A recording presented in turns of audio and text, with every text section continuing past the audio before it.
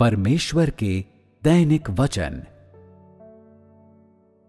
परमेश्वर में किसी मनुष्य के विश्वास की अत्यंत मूलभूत आवश्यकता यह है कि उसके पास एक सच्चा हृदय हो और यह कि वह स्वयं को पूरी तरह से समर्पित कर दे एवं सचमुच में आज्ञा का पालन करे। जो चीज किसी मनुष्य के लिए सबसे अधिक कठिन है वह है सच्चे विश्वास के बदले में अपना संपूर्ण जीवन प्रदान करना, जिसके माध्यम से वह सारी सच्चाई को अर्जित कर सकता है और परमेश्वर के एक जीवधारी के रूप में अपने कर्तव्य को निभा सकता है।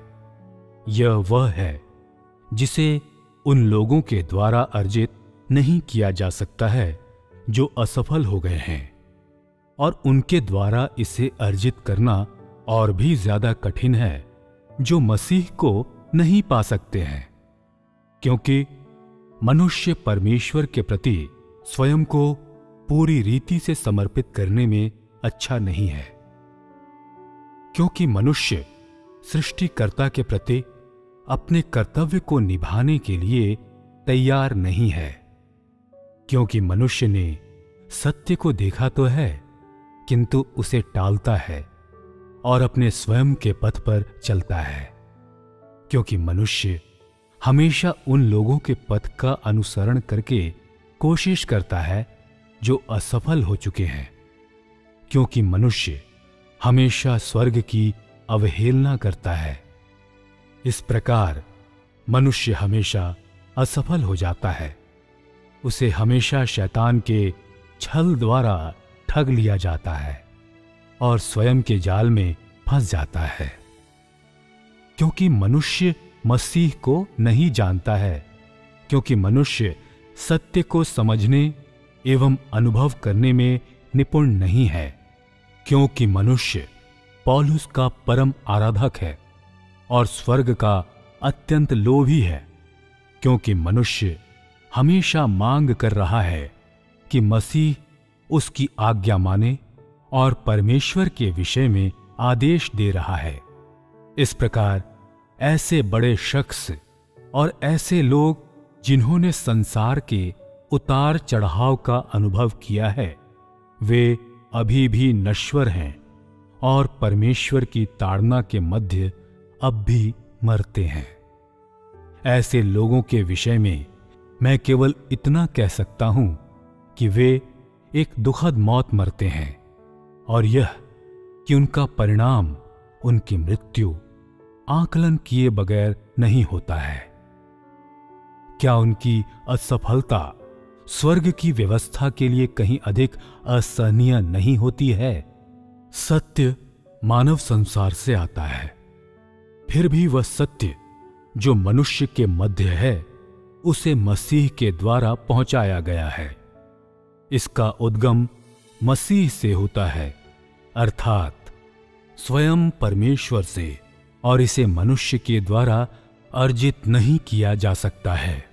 फिर भी मसीह सिर्फ सच्चाई ही प्रदान करता है। वह यह निर्णय लेने के लिए नहीं आता है कि मनुष्य सत्य के अपने अनुसरण खोज में सफल होगा या नहीं। इसका अर्थ है कि वास्तव में सफलता या असफलता मनुष्य के अनुसरण खोज पर निर्भर करता है।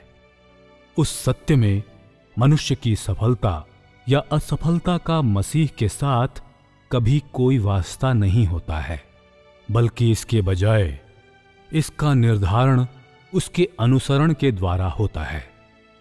मनुष्य की नियति एवं उसकी सफलता का ढेर परमेश्वर के सिर पर नहीं लगाओ, ताकि स्वयं परमेश्वर से ही इसका बोझ उठवाया जाए, क्योंकि यह स्वयं परमेश्वर का मामला नहीं है, बल्कि यह सीधे तौर पर उस कर्तव्य से संबंधित है जिसे परमेश्वर के जीवधारियों को निभाना चाहिए। अधिकांश लोगों के पास पौलुस एवं पतरस की खोज एवं नियति का थोड़ा सा ज्ञान जरूर है, फिर भी लोग पतरस एवं पौलुस के परिणाम से बढ़कर और कुछ नहीं जानते हैं, और वे पतरस की सफलता के पीछे के रहस्य से या उन कमियों से अनजान हैं जिसके परिणाम स्वरूप पौलुस असफल हुआ। और इस प्रकार यदि तुम लोग उनके अनुसरण के सार के आर पार देखने में पूरी तरह से असमर्थ हो, तो तुम लोगों में से अधिकांश का अनुसरण अभी भी असफल होगा।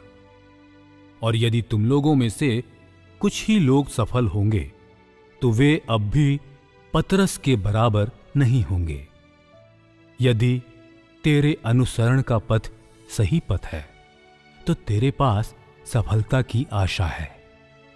यदि ऐसा पथ जिस पर तूने सत्य का अनुसरण करते हुए कदम रखा है वह गलत पथ है, तो तू सर्वदा के लिए सफलता के अयोग्य होगा, और तू भी पौलुस के समान उसी अंत को प्राप्त करेगा।